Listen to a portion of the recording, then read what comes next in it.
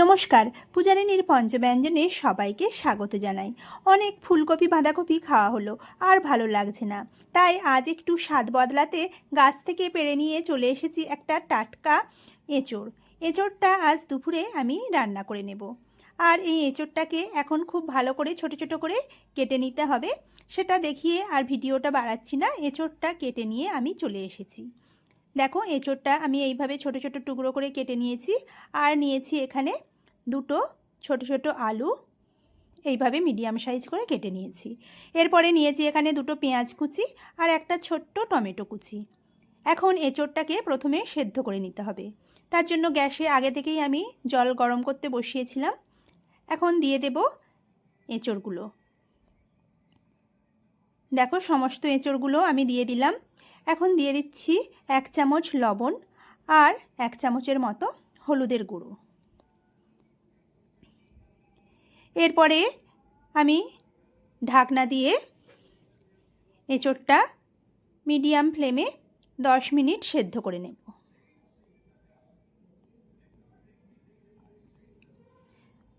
মোটামুটি 50 থেকে 60% মতো আমি এঁচোড়টাকে সেদ্ধ করে নিচ্ছি। দেখো, এঁচোড়টা সেদ্ধ হয়ে গেছে। এখন এই জলটা থেকে আমি এঁচোড়টা ছেঁকে নেব। অন্যদিকে আমি আরেকটি কড়া গ্যাসে বসিয়ে দিয়েছি। এতে দিয়ে দিচ্ছি 3 থেকে 4 টেবিল চামচ সর্ষের তেল। তেলটা গরম হলে প্রথমেই আমি আলুগুলো ভেজে নেব। দেখো, প্রথমেই আমি আলুগুলো দিয়ে দিচ্ছি। আলুগুলোকেও বেশ লাল লাল করে ভেজে নিতে হবে। কিছুক্ষণ সময় নিয়ে আলুগুলোকেও আমি লাল লাল করে ভেজে কড়া থেকে উঠিয়ে নেব। আলুগুলো তুলে নিলাম। এখন ওই কড়াতেই আমি 100 গ্রাম চিংড়ি মাছ ভালো করে পরিষ্কার করে ধুয়ে খোসা ছাড়িয়ে লবণ হলুদ মিশিয়ে কড়ার মধ্যে দিয়ে দিয়েছি। সেটাকেও হালকা করে ভেজে আমি কড়া থেকে উঠিয়ে নেব। দেখো, চিংড়ি মাছগুলো আমি তুলে নিলাম সব। এখন ওই তেলের মধ্যেই ফোড়নে দিয়ে দিলাম 1/2 চামচ গোটা জিরে আর 3টে চেরা কাঁচা লঙ্কা। ফোড়নটাকে এখন হালকা করে একটু ভেজে নিতে হবে। এরপরে কেটে রাখা পেঁয়াজগুলো আমি দিয়ে দেব। পেঁয়াজগুলো আমি সরু সরু করে কেটে নিয়েছি, সেটা দিয়ে দিলাম। এখন সেটাকেও কিছুক্ষণ ভেজে নেব, নরম হয়ে যাওয়া পর্যন্ত। খুব বেশি লাল করে ভাজার দরকার নেই, মোটামুটি একটু নরম হয়ে যাবে সেই পর্যন্ত ভাজলেই চলবে। এরপরে আমি দিয়ে দেব 1 চামচ আদা রসুনের পেস্ট। দেখো, 1 চামচ আদা রসুনের পেস্ট দিয়ে দিলাম। এখন ভালো করে সেটাকেও কষিয়ে নেব, আদা রসুনের কাঁচা গন্ধটা চলে যাওয়া পর্যন্ত। মশলাটা একটু সময় নিয়ে ধৈর্য নিয়ে ভালো করে কষাতে হবে, তাহলেই কিন্তু এঁচোড় চিংড়ির স্বাদটা সুন্দর হবে। এখন দিয়ে দিচ্ছি 1 চামচ স্বাদ মতো লবণ, হলুদের গুঁড়ো 1 চামচ, লাল লঙ্কার গুঁড়ো 1 চামচ। ঝালটা তোমরা তোমাদের পরিমাণ মতো যে যেমন খাও সেই মতো বুঝে দেবে। দিয়ে দিয়েছি টমেটোটা। এখন ভালো করে সব কিছুকে নাড়াচাড়া করে কষাতে থাকবো।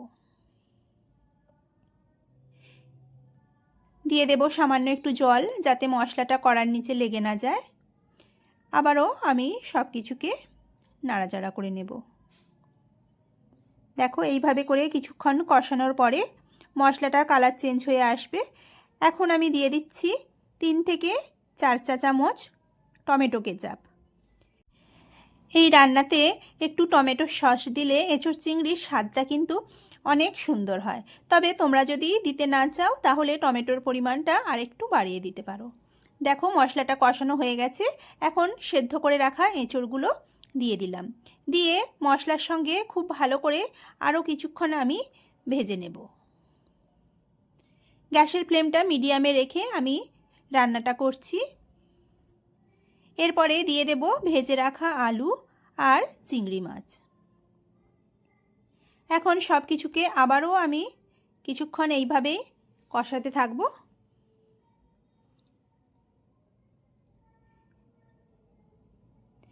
এরপরে দিয়ে দিচ্ছি আমি পরিমাণ মতো জল।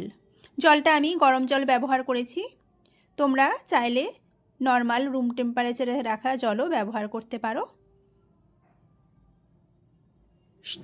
জলটা দেওয়ার পরে সব কিছুকে একবার মিশিয়ে নিলাম। ঝোলটা ফুটতে শুরু করলে ঢাকা দিয়ে এখন গ্যাসের ফ্লেমটা মিডিয়াম টু লো করে আমি 5 থেকে 10 মিনিট সেদ্ধ করে নেব। দেখো আলু আর এঁচোড়টা একদম সেদ্ধ হয়ে গেছে। সবশেষে এখন দিয়ে দিচ্ছি সামান্য একটু গরম মশলার গুঁড়ো আর 1 মুঠো ধনেপাতা কুচি। শীতের সময় এখন বাজারে প্রচুর ধনেপাতা পাওয়া যাচ্ছে, আর যে কোনো রান্নাতে এই শীতকালে একটু ধনেপাতা দিলে ফ্লেভারটা আমার বেশ ভালো লাগে। তবে তোমরা যদি অপছন্দ করো তবে এই ধনেপাতাটা বাদ দিতে পারো।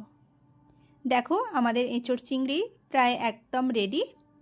এখন এটাকে আমি অন্য একটা পাত্রে তুলে নেব। দুপুরবেলায় গরম গরম ভাতের সঙ্গে এই এঁচোড় চিংড়ি থাকলে 1 থালা ভাত নিমেষেই শেষ হয়ে যাবে। দেখো এঁচোড় চিংড়ি আমার একদম রেডি। তোমাদের আমার আজকের এঁচোড় চিংড়ি কেমন লাগলো তোমরা অবশ্যই কমেন্টে একটা কমেন্ট করে জানিও।